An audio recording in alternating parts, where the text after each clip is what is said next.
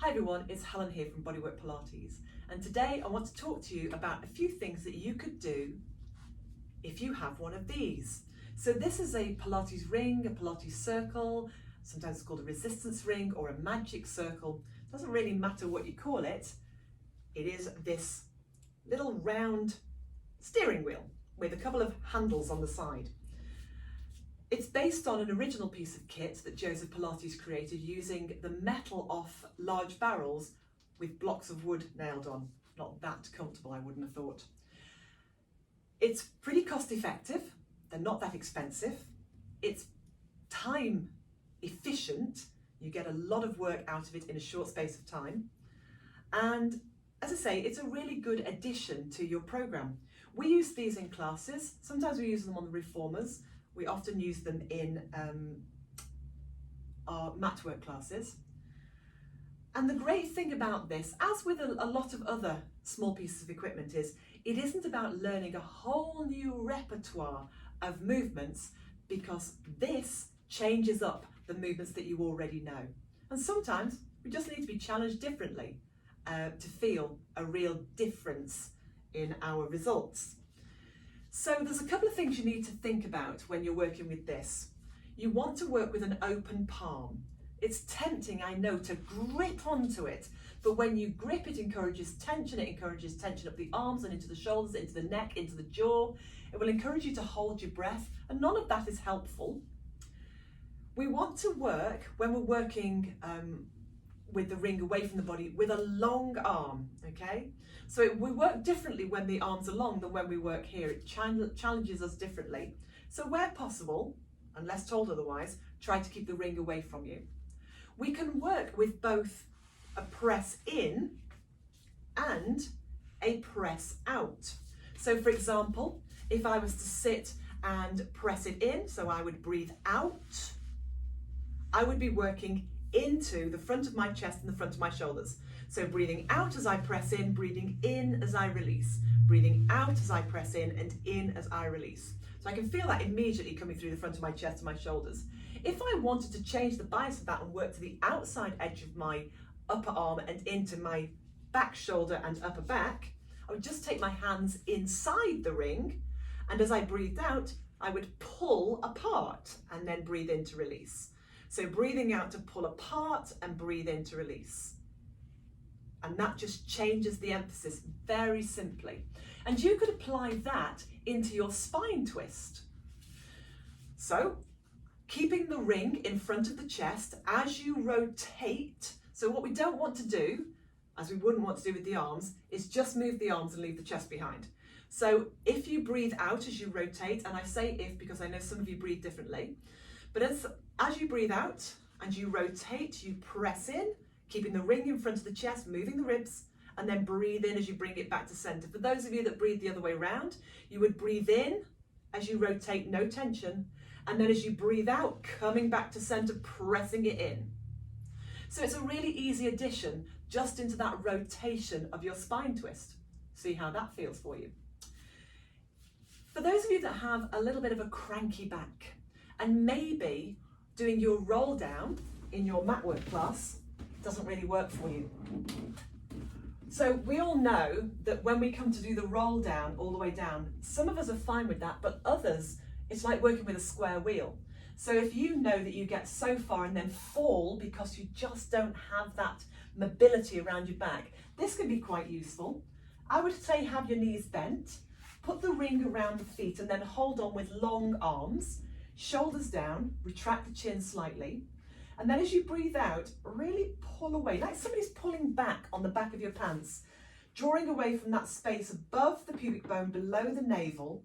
Let the shoulders be wide, softening down away from the ears, the chin slightly drops in.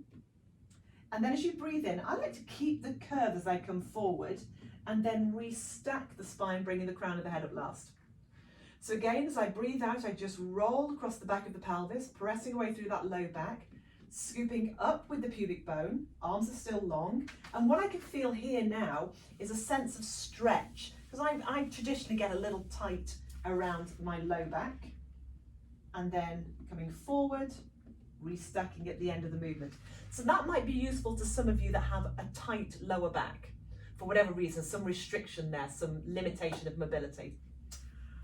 For those of you that can do the roll down, well, all you need to do is add in the press in, or if you prefer, the pull out on the outward breath phase of the roll down. So for example, the way I would do it, would have my legs straight. You might work with your legs bent, up nice and tall, my arms are long, palms are open. As I breathe out, I'm going to press in, scoop away, I'm going to keep my heels heavy, and I'm going to feed my spine bone by bone all the way down. I'm still pressing in. Now as my head touches, I begin to breathe in. I've taken all the tension away from it as I take my arms back, softening my ribs.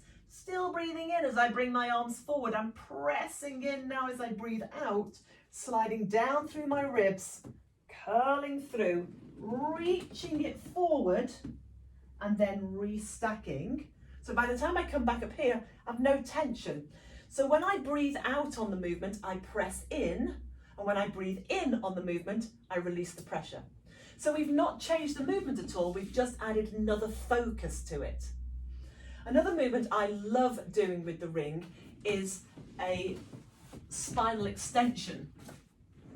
Now, if you have restriction, limitation, or tightness around your shoulders, you may struggle with this. This may not be for you. But if you're okay, give it a go.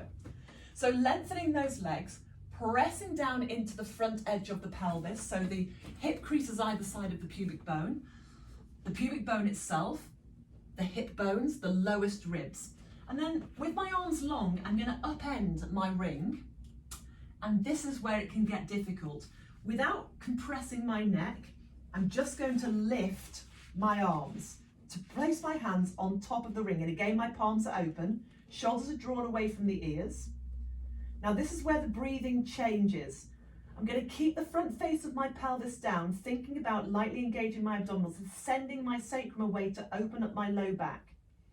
And as I inhale, I press lightly onto the ring and lift behind the breastbone. My gaze hasn't come up, so I'm still looking slightly forward. And then as I breathe in, out, I come back down again. My head just comes between the biceps. My shoulders are still down. So again, keeping that openness around my low back. Really important I decompress my low back. Keep my abdominals lightly engaged. Drop the shoulders off the ears. I'm going to inhale as I press onto the ring. I can feel a little tension in the backs of my arms. Sliding the breastbone forward. Lifting from behind the breastbone, because that's where I want my movement to come from. And then as I exhale, I lower back down again. So as I say, that might be challenging if you have any restriction around your shoulders. So you might just want to be a bit cautious with that one. And then another movement that we can do, which is a movement that you will do so often in classes, I'm sure you're familiar with it, is shoulder bridge. So I'm going to lay myself down in just a moment, but just so that you know, I'm going to put the ring above my knees, just on the inside edge of my lower thigh. So I try to go on a fleshy bit and not a bony bit. So the ring goes just inside the inner thigh, more towards the knees, and then I'm going to walk my feet in a little bit. Now my feet and my knees aren't as narrow as they ordinarily would be, but I'm definitely not pressing onto the outside edges of my feet. I do still have my whole foot connecting down. Arms are still long at the side of the body, the back of the neck is still long, and the ring is definitely misshapen. I'm definitely pressing in, and I can already feel how that feels to try and hold that continuous tension by keeping my legs nice and steady. I've got this feeling of tensing up through the inner thighs into the groin and pelvic floor. And from here, as I exhale, keeping exactly the same tension, I'm not letting it waver, or trying not to anyway, I'm going to peel along the spine to the base of my shoulder blades until my hips are open. I'm nice and soft through the breastbone and the ribs. I'm engaged through my glutes. My hamstrings are working as well as I try to slightly pull my feet back. Inhale as I really lengthen out through the front edge of the knees, and then exhale as I melt it all the way back down, trying not to skip a single vertebra. Releasing those shoulders, keeping that same tension. Breathing in as I send the pubic bone forward to establish that soft curve in the low back again. And then again, so I'm keeping that little bit of tension, I'm pressing in, holding my legs steady, really challenging the strength of the inner thigh into the groin, reaching it away, really opening up through the front edge of the body as I inhale. And then as I exhale, I'm melting it all the way back down again. Shoulders relaxed. It's easy to bunch those shoulders up, let them go. All the way back down and releasing. Okay, so that will really make your legs shake. But equally, we could do exactly as we did before with the arms. If I bring my knees in, I put the ring around the outer edge of my legs now and just above the knee again. Place my feet back down, re-establish my position, and this time instead of pressing in, I'm actually going to try and pull my knees outwards, so I'm going to work into the outer edge. So from here, pressing out consistently as I curl up, really lengthening through, trying not to get too lifted with the breastbone or the ribs. And then as I exhale again, trying to fold gently every vertebra, every rib back into the mat, into that low back.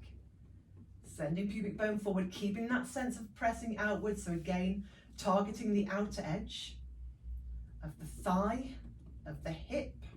And we know that the strength around the hip really helps us in our balance. And then melting it all the way back down. And release. So, that's just a few exercises that you can do, exercises that you probably already know, that we've just switched up, changed around a little bit by the use of a resistance ring. So if you've got one of these, get it out, dust it down and use it. If you've always kind of thought you didn't really know what to do with it, there's a few ideas. If you've tried it in class and you think you might like to get one, as I say, they're not too expensive, they're fairly inexpensive, you can get them quite easily. And have a go. They're really, really, really effective. If you've got any questions at all or you need anything clarifying, then please, as always, just let me know. And I'll speak to you again soon. Take care.